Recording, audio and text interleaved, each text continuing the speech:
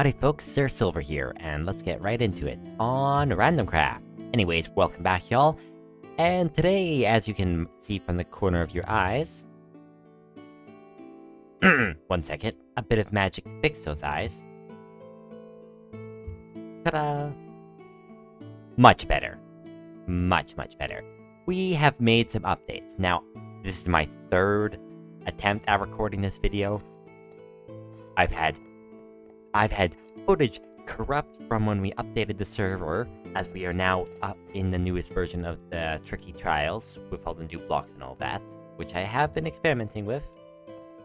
And just forgetting to change audio channels from streaming, which again has now been fixed and made it so that I can't do that anymore. However, to start off with, we have the entrance of Crystalfall Descent, name still in working. Redding and Rarin.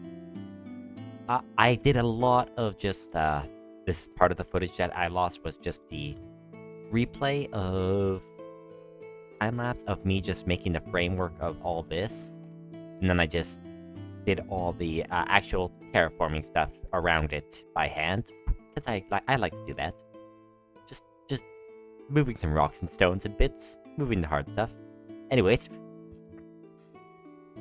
I am happy with this because I did get to reuse some old gears and frames and just designs that I haven't got to work with since my time on StrangeCraft, which is good because these were all interior in a build that people wouldn't even go in.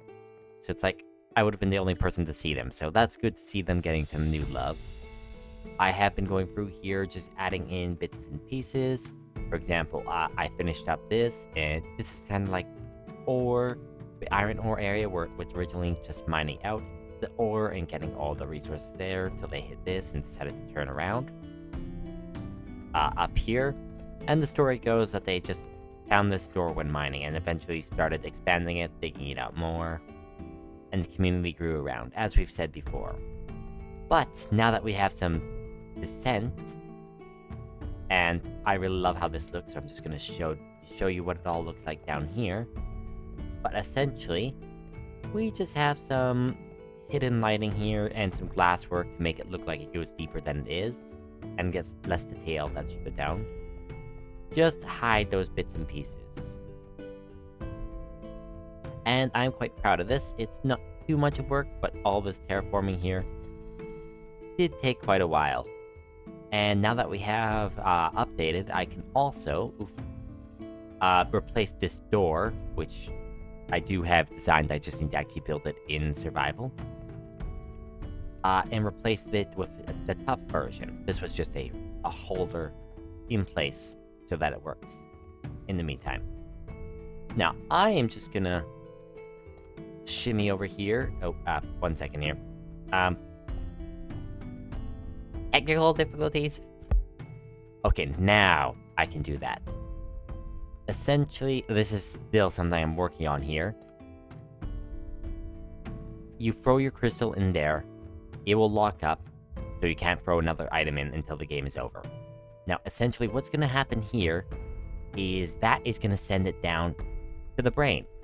What's the brain? I'm glad you asked. The Ender Way, which I showed off last video. However, while it still worked pretty efficiently, I was fiddling around in my redstone world and discovered some ways that I could maximize it and make it much more efficient. Much more efficient. And reliable. As well as combining several other features into the game itself. Now, I just threw a rocket in there so it's not going to summon me or teleport me anywhere just yet. However, in the meantime, it will take a moment here. So, during this period of time, this is where people would start getting their stuff ready. Like, they throw the crystal in after they have all their difficulties and all that selected. And then, boop. There we go. I was a bit off. But it breaks the portal. Then you have, when that breaks, that's a signal that you can run in here. Set your spawn, maybe. This area here is still in the works. I haven't really set anything up. And then the portal will get relit after a while. But this is your calling to say, yeah, you can enter the dungeon now. And then it will give you a couple seconds here before releasing the Ender Pearl, which we're gonna go check out now. Now, I'm actually gonna put on some increased brightness here so you can see this all a bit better. But this is the new version of the Enderway. Instead of that one here, I know this one looks like a frog or some kind of Muppet or something. The faces are not intentional, but when they work, and you just gotta live with them. Now, the reason I say this is a lot more efficient is I have learned a bit more about mechanics regarding glow lichen and signs and water. And I've just noticed that when you use glow lichen for areas like this, it works better than signs because it doesn't mess with the Ender Pearl too much. It keeps it stable. And if you use a sign, and that should be a glow lichen in that water source, you can transfer the Ender Pearls a lot more efficiently horizontally if you do sign, glow lichen, and then just keep repeating that over and over. It works at a very good amount. Now, for how this actually works is when an item gets sent down here. Let me just go grab an item. So let's go with the pink here. Pink glass, you'd throw it up there, it would travel down into this tube. What that tube is going to do is send it into the sorter system. Now let's just skip along here. So it goes in. It's going to activate that one there, the pink instance. The light will come on. This is indicated. The water chamber turns on because of that down there. Sends the Ender Pearl up. It also... Couple things are happening on the back. Just free camera. So, what happens is that the bubble column changes the source, updates the observer, one takes the redstone block down, and that's saying, hey, this game is in process. That's how we know who's playing. Just a little quinky dink I found while fiddling around with some stuff. It also releases, down here, it releases that hopper there so that things can go into this dropper. It would send your items, so that would be like relics and all that, to be processed and sent into the game. So anything you're bringing with you, theoretically bringing with you, that would be like just things that apply beacon effects and stuff like that. It would send them into the whatever holding chamber is necessary. Now, as for the actual crystal, it doesn't just get kept or thrown out or anything. It gets sent back into the system down here. It doesn't go in here, but it actually stays in this dropper. And there's an important reason for that. Now this here, I don't know what I was on when I made this, but I made it. It works. And I like it. Anyways, so what it does here is if we just temporary measure. This is supposed to be a full block. What that does here is it powers this. It sends the item back through the system, all the way back up, sends it back in, deactivates the water stream, and ends the game. So that's the end the game sequence. It comes back through, and because this block will be over there when I press that button until an item returns, it gets sent back into the barrel this time, essentially making a closed loop. Now, there are some things that I can definitely make easier on this, because this is quite more compact than I had it before, and a bit more reliable when it comes to transferring ender pearls and all that. I haven't had as many problems when testing things out, which is all good and dandy. Now, my main problem is going to be, or rather my main focus is finishing building the first floor, which I have mostly designed now, and then the redstone for things like relics, implementation, so that would be like beacon effects and any other items, or essentially variables in the game that can be controlled with redstone, such as the randomizer. I'm going to have to figure out some way to send pulses up, depict which level and which difficulty, which difficulty selector will be in here with the Ender Pearls, since they're going to have to come down here and restock the Ender Pearl after each game. But depending on what difficulties they choose, they will start at different areas. Now, enough of all that. Some of you are probably wondering, hey, Silver, you've updated, so where's all the new blocks and all that? Well, we have started a stream, or we had a stream weekend, in which some shenanigans... Holy moly, I can't speak. Shenanigans were afoot, including a new and returning members of RandomCraft. Now, we're actually going to head over to explore that. Go check it out. And here we are, at the trailer park, as we're calling it so far. And every time I get on here, there's some new stuff. So here is, I believe this is Maisie's pretzel truck. Now, with the update, we added some new data packs and such, which allow us to craft some custom foods. These are honestly just retextured food that we can craft using different things, which is pretty cool. Like, we got the hot dogs from Doolin. We got the Onigrill. Is that how you say it? Dango, ramen. This is like flags and enigmas and all of them, and then peanuts and magic stuff. All that. Anyways, like over here we have, this is Enigma's little base here where he's selling some stuff. I'm not sure if it's him or Lag that's selling it. Anyways, stuff being sold. And just little carts and all that around here that people have popped up. Liquid Girth, that is more of a repairing station with a mending. Also, let's eat up before I starve to death here. We have these around the server where we could just repair stuff for a diamond, which is nice to get some levels. Oh, another thing we've added. You can climb iron bars and chains now, which is going to be very good for the game, as it gives me a new chance at some things that are a bit more easy to hide. For example, you don't have to have ladders and all that exposed for some things.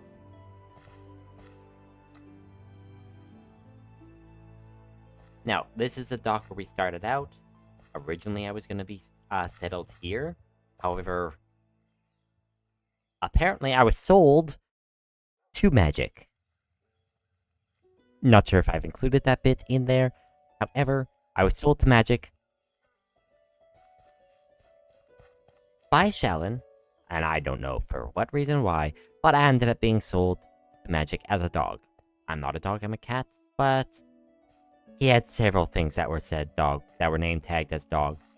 Also, Little Magic? Little Magic? And that led me to living in Magic's basement, which up until recently, I had been. It's a bit cleaned up in here now as I've taken out most of my junk chests and moved them over. But yeah, I have a little chicken farm here, which is quite effective actually. Some lava. And those are both for a very specific reason. Why? I can tell you why.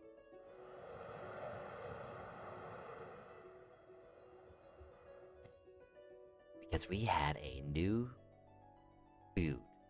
Early in the season, I had my Hell Fried Chicken, which is still going to be kept in the game as more of a decoration item that we can put on tables and all that, because it's on a platter and all.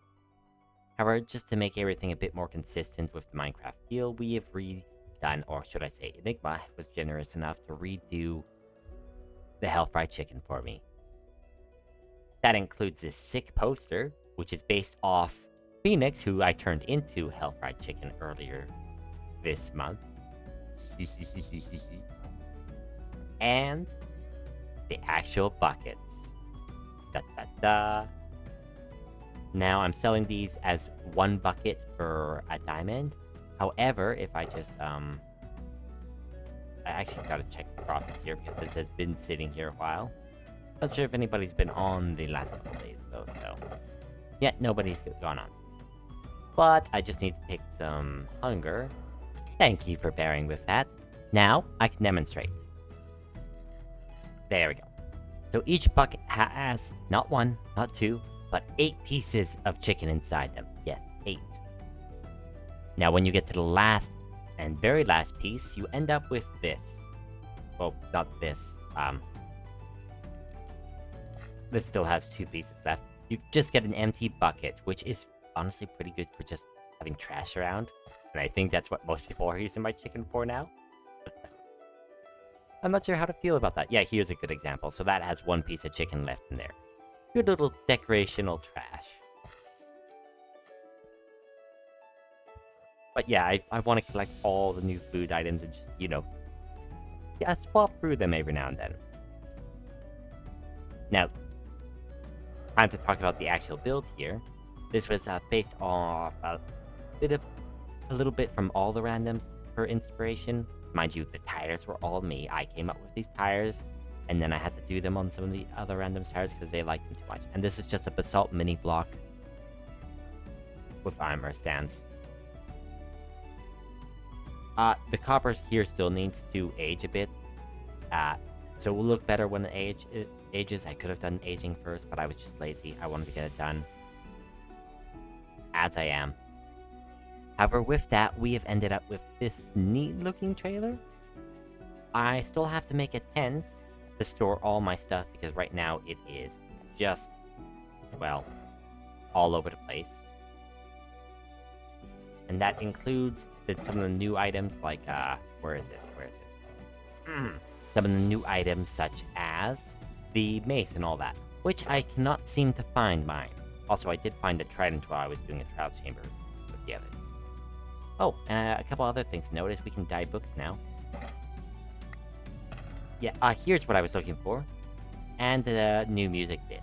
I'll just put that away, because I don't really have time to play it right now. Quite the big update there. There are also some small little tidbits that I might be forgetting to add, but I'm sure you can check out some of the other randoms videos to see those. And yes, this is an armor stand. Just some more mechanics that I'm trying to make use of from the armor stands book, just so that I can experiment with it and use it for the game.